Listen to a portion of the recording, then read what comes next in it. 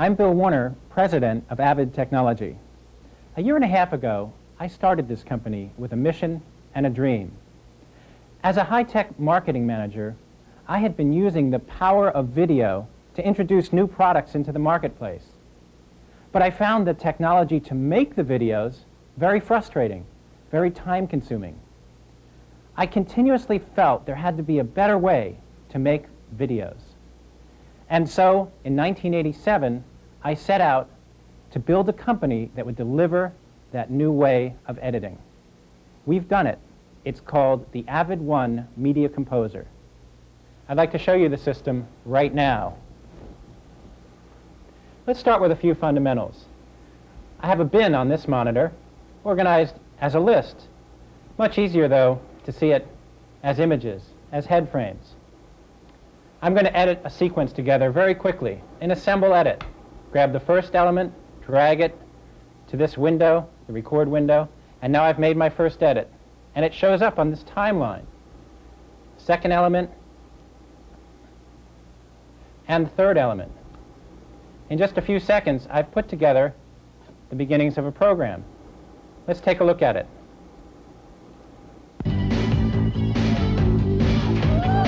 Let's go! Okay, I can! It was a ride. Okay, I've built the program. Now I want to make a change. I want to put an effect in between this shot and that shot. Well, in normal video editing, you can only overwrite the material. In this nonlinear editor, you can splice in, just like in film. In fact, let's take the effect, bring it to our source window here. I'm going to come over here and find the point where I want it. I want it to be right between these two elements. So I go to that point right after he hits the ball. Right before that, set my in and do a splice in.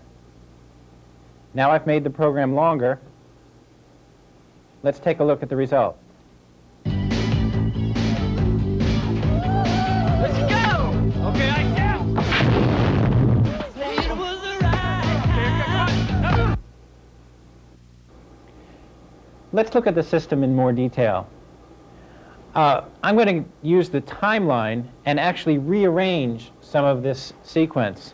You see, I've got some volleyball, then the explosion, then back to some volleyball. I want to take this explosion, select it, and move it to between here. Now, as I drag it, it shows me with these red lines where I can put it in. And I can drop it right in there. And now it's rearranged the sequence, and let's play it in the new way. Let's go! Okay, I can! It was a ride. Okay, now that we rearranged it, but it doesn't quite work. In fact, what's happening is the explosion's happening way too late.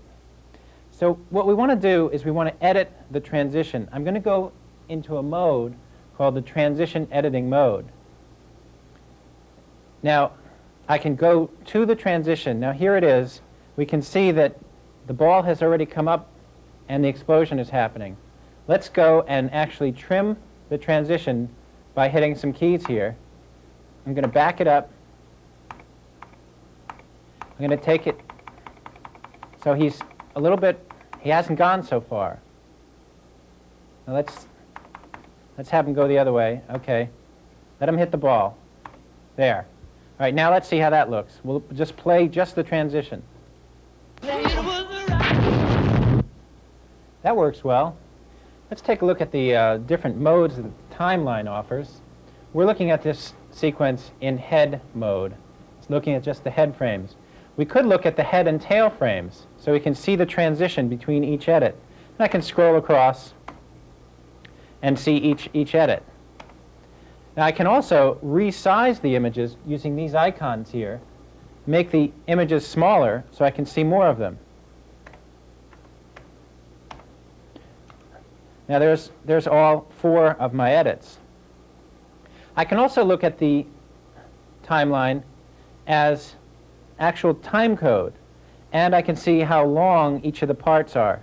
You can see I open with a long fairly long sequence, and then I've got a couple quick cuts. Now, as I track along in the record window there, I get a scroll bar that shows me where I am in the program. In addition, I can just click anywhere on here, and the monitor up here will follow me. Also, as I go to the transitions, you'll note that this gets to the right place exactly. Now also, I have what's called a film mode, where I can actually look at the frames.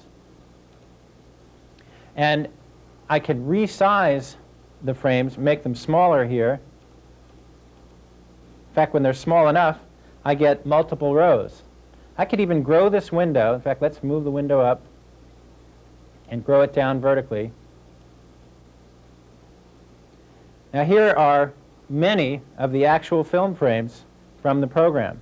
As you can see, the image quality, even in this small size, is quite good.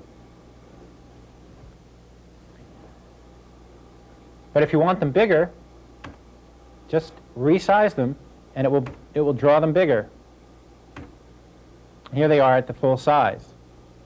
Okay, so you can see that the AVID1 provides lots of different ways to look at the structure of your edits. It makes editing very straightforward. I'm going to move this window down to reveal the other window. Let's take a more careful look at the bins. I'm going to put this bin into capture mode, and it brings up this deck controller. Now the deck controller lets me play and digitize the segment I'm looking for. Now that I got my footage, I can bring it into my source here and play it.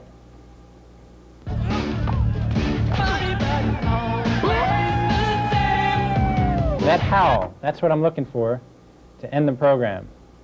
All right, so let's grab the beginning of it, go to the end of it,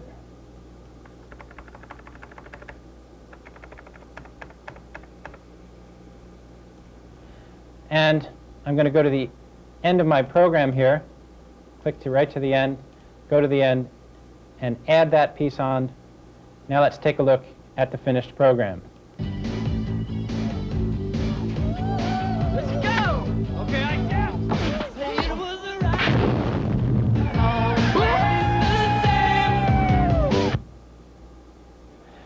Now that we've completed our program, the AVID1 provides a range of output options. One is it can output the edit decision list. Secondly, it can control a wide range of professional tape decks. In addition, because it has CD quality sound output, we can output the finished sound direct to the master tape.